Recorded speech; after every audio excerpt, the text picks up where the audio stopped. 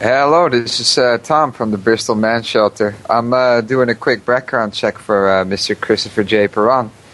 Mr. Perron has given us your name as a character reference for his application to stay with us. Would you be able to tell us about your... What? Excuse me, where is this? Sorry? Where are you calling from? This is Bristol's Men's Shelter. Oh, okay. From Boston. Yeah. Okay, fine. Yes. Now, what do you... Would you... I'm sorry for interrupting you. No, what would do you be able need to know about... Yes. Would you be able to tell us about your relationship with Mr. Perron? Why do you think he's suitable to stay with us? Chris is one of the most honest people I've ever known in my life. He's my best friend and has been for 20 years. My wife died 7 years ago, and she was quite a heavy woman. And when she was on hospice, her liver failed. I couldn't lift her, and I couldn't handle her myself, so I called him, asked him for help. He dropped his business, closed his doors, came out and stayed with me for 3 weeks after she died. Chris is one of the finest people I've ever known in my life. Okay. And does he have any drug problem, alcohol problem, history of violence, and so on? No, not at all. Okay. Could you tell us more about the reason Mr. Perron is homeless? I'm afraid I'm living in Florida and he's in Massachusetts. All I know is what he's told me. And that is, I do know that if you don't mind me asking. He had a problem when he was victimized by prank callers from out of the country that literally dominated his phone to the point where he was unable to conduct business, and he lost his business as a result of it. Okay, understood. Do you have any idea about his current situation right now? The only thing I know is that he was a resident of the New England Shelter for Homeless Veterans. Mm-hmm. Okay, and he is currently or not? Have you spoken to him recently? I spoke to him a couple of weeks ago, and I thought that was the situation. He may be staying with friends. I don't know. But okay, because he didn't give us any contact information. He just gave us the application. So, do you have any way we can get in touch with him? He didn't give you a phone number? No, he didn't give us a direct phone number. It's possible that he's no longer capable of paying for his telephone. He's had some financial problems since he's lost his business. Mm-hmm. Actually, I can't. I can't do that, I'm afraid. I don't know. Okay, there's no way to get in contact with him. I can't do that. No, he didn't give us... okay. Anything else you could add that may speed up his... Fine being, and if he didn't give you contact, it wasn't because he didn't want to be contacted. It was because he was unable to be. Okay. I can give you that Understood. All right. Well, thank you for your time. You've been really helpful, and we'll get on this way to process this application. Yeah, I do hope you can help him because Chris is he's having a hard time, and I wish I could do it, but I can't. I lost a fortune when the financial crash 3 years ago, or 4 years ago, whatever it was. Yeah. Understood. So both of us actually lost everything. it was tough.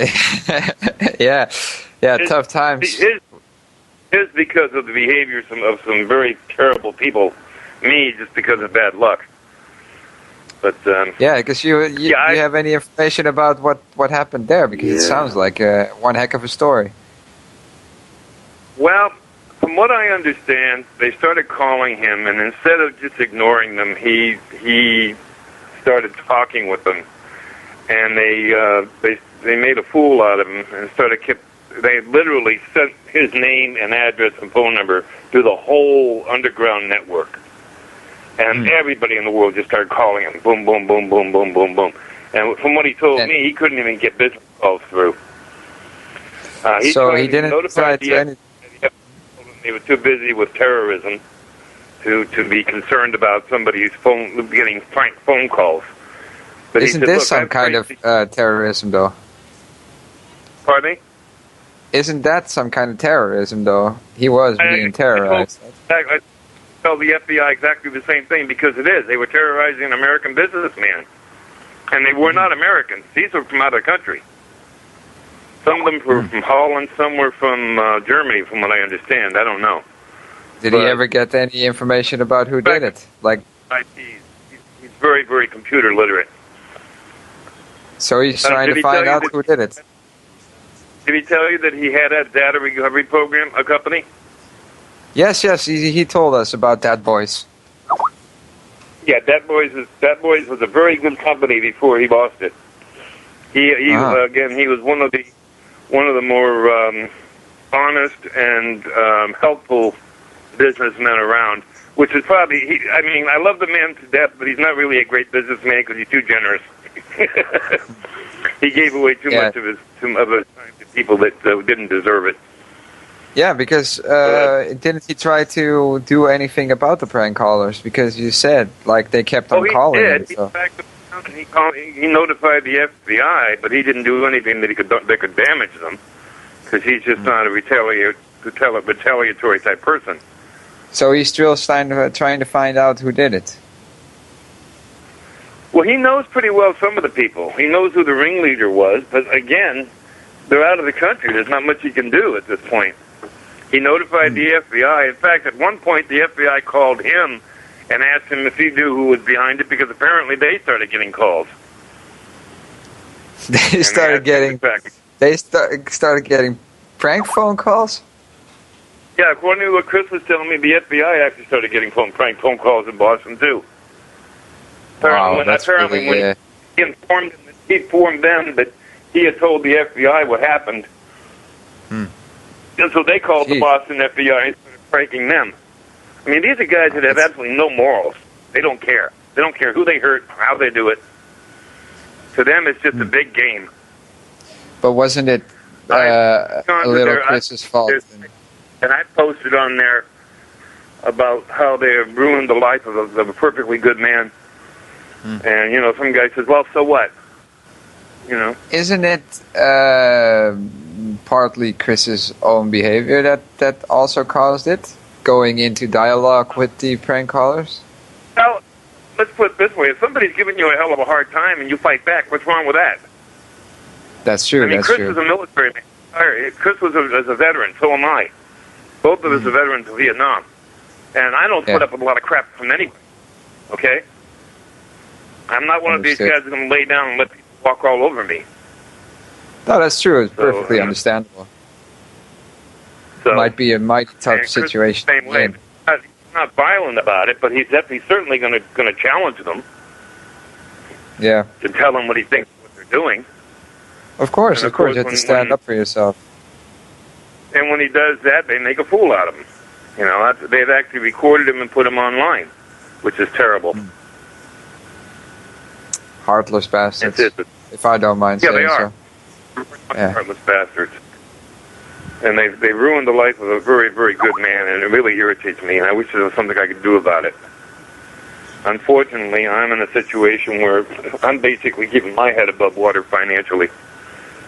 Because if I had the money, if I had the money, I'd track them down, and I'd teach them a little bit of a lesson myself. Yeah, understood. Well, they'd find their computers sitting in a junk heap. Yeah. But what can you do? I mean, you just said that they're halfway across the world. Pardon me? Well, you just said that they're halfway across the world, so what can you do about it? Yeah, I know. Yeah. Well, he could have tried. I mean, he literally could have tracked them down to where they live, because he's that good. Yeah. But what are you going to do about it? They are across on the other side of the world. If I had more money, I'd be over there tracking them down. Yeah, understandable. Somebody needs to teach these guys a lesson. And apparently the government can't do it because they can't really go into another country and start beating up on people without good reason. No. Well, I wish they could, though, in this situation. Yeah, again, these guys, what they're doing is nasty, but it's not like blowing up the World Trade Towers. They're not going to put millions of dollars into tracking them down. No, exactly. It's too small for their radar. They don't have the resources. Anyway, let me just say, Chris is a very, very good man. And anything you can do to help him would be great, because you're helping a guy who has spent his life trying to help others, being good to people. And like I said, in a way, he saved my life, because the night my wife died, we had her in hospice, and her bed was actually in my dining room at the time. The night she died, I drank a half a bottle of rum straight, and I passed out. He watched over me, made sure I was in good condition. Had he not, I probably would have woke up and finished the bottle and maybe died from alcohol poisoning. I don't know. But he was there to help me, and it's just an all-around good person. Bit of a friend. Yeah, you go back a long time with him. Yeah, well, I met him. Early in the middle '90s. At one time, I was actually a resident of the homeless shelter there in Boston too, which is where we met. And then he got out of that, and I got out of it. And we all went out. I mean, we shared an apartment for about 3 years, and I met my wife, and a year later moved in with her. And then she moved, and we moved to Illinois because she was with Motorola, and that's their headquarters. And we've kept in touch ever since then, but we, haven't had a whole lot of face-to-face contact. No, understandable when you're that far away. We had an online web hosting company for a while until they started giving it away, and that cost us our business, because once the ISPs started giving away web hosting with their contracts, that was the end of us. But yes. I'm just telling you, Chris is a very, very good man. He's all right. He's a Christian, and he's one of these guys that he really lives up to what Christianity is supposed to be. He's not a hypocrite. He honestly believes in doing to others doing unto others as you have them do unto you. I'm not a Christian, but on the other hand, I certainly respect his belief, and he lives it. He lives it like very few people I've ever known. So. All right. Well, you've been more than helpful. I would like to thank you for your time and for your answers, and we'll get back on our way to process it. Well, I certainly hope you can help him. Thank you. If we have any more questions, would it be okay for us to contact you again? Certainly, depending on the nature of the questions. I mean, I'm not really sure how much I should have told you, but I just wanted you to know that Chris is a good man, and the situation he's in was not of his own making. Understandable. That I want to understand. All right. Well, thank you. Thanks for your time, and have a really good day. Breaking up. I thank you. You too. Bye-bye. Thank you. Goodbye. Bye. Bye. Yeah, that shit was golden. Wow, nice. That was really good. That's pretty useful. Yeah. Really useful. Well, he is homeless. Jesus fuck. Yeah, and he thinks we're responsible for it. Still. And then that's why Man, that was really saddening about that guy. That sounds like a really good guy, and about his wife and shit. Jesus. Yeah. That Richard guy is a really good guy. We should never upload that call. I don't want him getting shit. Like I don't want that Richard guy getting shit for this. Oh, I agree, but we can still upload it. I mean, just don't give the number away. No, because they can track him down. Because they know, like, we're talking to Richard. No. So, 1 and 1 is 2. You can edit his name and censor his name, Yeah, I could, but then again, if somebody checks the comments and sees about his wife, it's a pretty... they will figure it out. It's not that hard. We did it in like 2 seconds, so... Yep. Okay, that's true. Well, we have to call New England Center for Homeless Veterans. Be putting your name out over the line. Yeah, thanks, Chris. Man, it was pretty fucking awesome. that we... Nah, not really. No.